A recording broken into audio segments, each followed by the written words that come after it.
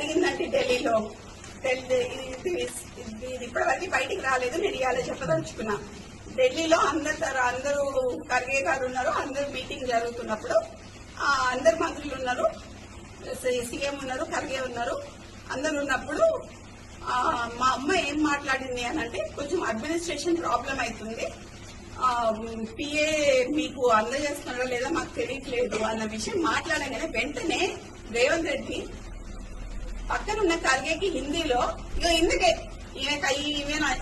ఇంటికి రానియా ఏమనంటే ఏదో ఒకటి చెప్తుంది, 10 పిటిషన్లు పట్టుకొని వస్తుంది, 10 పనులు పట్టుకొని వస్తుంది, ఈ పని చేయంటది, ఆ పని చేయంటది, ఈ పని చేయంటది.